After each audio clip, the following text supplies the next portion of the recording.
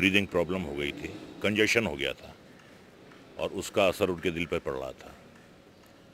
तो उससे पहले भी उनका बाईपास हार्ट ऑपरेशन हो चुका है, लेकिन मेरे पूछने पर उन्होंने बताया कि पहले के मुकाबले में आज ज़्यादा स्टेबल है तबीयत, ज़्यादा ठीक है।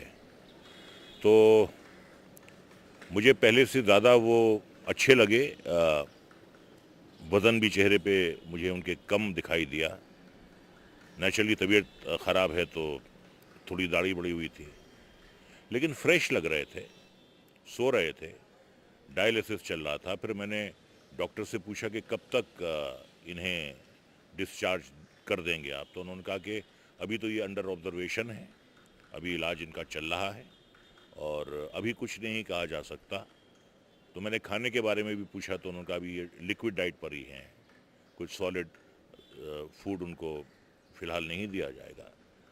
तो डॉक्टर सुबीर कौल नाम है जिस डॉक्टर के वो ज़ेर इलाज है, 10th फ्लोर पे हैं, उनका ICU नंबर 38। तो मेरा उनका बहुत पुराना साथ है, 41 साल पुराना साथ है। पहली बार मैंने उनके साथ फिल्म चोरी मेरा काम में काम किया था, तो बहुत सालों का साथ है और तकरीबन 25 फिल्में मैंने उनके साथ की हैं। अब देखिए ऐसा है कि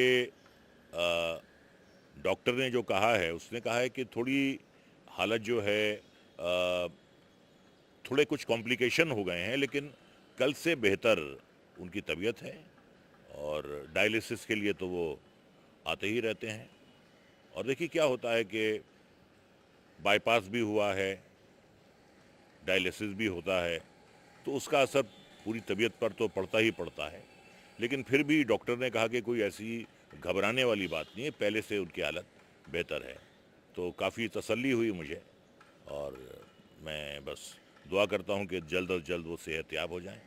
उनके करोड़ों चाहने वाले हैं पूरी दुनिया में, तो सबकी दुआएं उनके साथ हैं, पूरी फिल्म इंडस्ट्री की दुआएं उनके साथ हैं। नहीं, सो रहे थे वो। हालांकि मेरा उनका काफ़ी मजाक भी चलता है। अगर वो जाग रहे होते तो मैं थोड़ा उनसे मजाक भी करता, लेकिन वो सो रहे थे तो मैंने उन्हें नहीं, मेरा उनका काफ़ी मजाक चलता था। एक बार मैंने उनसे मजाक किया था तो वो मुझे मारने के लिए दौड़े थे। मिड 80s में उन्हें फिल्म न्यू दिल्ली टाइम्स में बेस्ट एक्टर का नेशनल अवार्ड मिला था। तो मैं उन्हें मुबारकबाद देने के लिए गया। मैंने कहा शशि साहब, मुझे आपकी एक गाइडेंस, एक मार्गदर्शन चाहिए। कहने लगे बोलो। मैंने कहा देखिए, इस साल आपको बेस्ट एक्टर का नेशनल अवार्ड मिला है, मैं भी चाहता हूं कि अगले साल मुझे ये अवार्ड मिले, तो सिर्फ आपसे एक गाइडेंस लेनी है। कहने लगे क्या?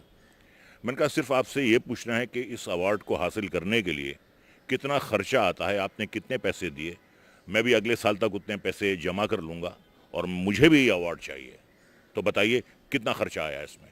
तो मारने के लिए दौड़े मेरे पीछे। तो बहुत ही जोवियल आदमी हैं, बहुत ही जॉली आदमी हैं। कभी उनके साथ काम करके ऐसा नहीं लगा कि आप इतने बड़े, इतने सीनियर स्टार के साथ काम करते हैं। और सबके साथ, चाहे वो प्रोड्यूसर हो या वो स्पॉट बॉय हो या वो एक आम वर्कर हो, सबके साथ बिल्कुल बराबरी से पेश आते हैं। वो बहुत बहुत प्यारे इंसान हैं।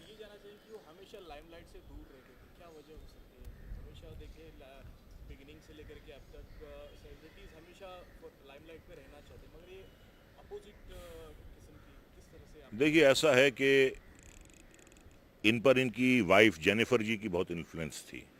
वो एक अलग मुल्क से थी, उनका कहना बहुत मानते थे। मेरे ख्याल से शायद उन्हीं की ये रहबरी थी कि भाई आप थोड़ा लाइमलाइट से दूर रहा कीजिए। और उनके गुजरने के बाद फिर इन्होंने अपने आप को छोड़ दिया। बहुत फिट रहते थे, बहुत चुलबुले थे, बहुत शरारती थे, बहुत मजाकिया थे। लेकिन उनके गुजरने के बाद इनकी ज़िंदगी में एक बहुत बड़ी तब्दीली आई, एक बहुत बड़ा इनकलाब आया, जिसकी वजह से उन्होंने अपने आप को छोड़ दिया।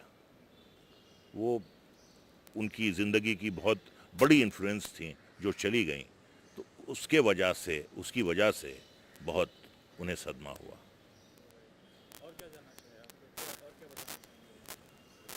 बस यही बताना चाहूँगा कि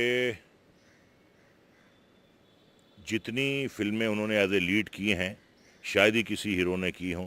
फिल्में चलें या ना चलें, शशि कपूर साहब हमेशा बिज़ी रहते थे और कभी किसी प्रोड्यूसर को उनकी वजह से कोई तकलीफ़ नहीं हुई, ना उनकी डेट्स की वजह से, ना उनके बिहेवियर की वजह से, ना उनकी डिमांड्स की वजह से। बहुत ही ईज़ी गोइंग आदमी थे, वेरी ईज़ी।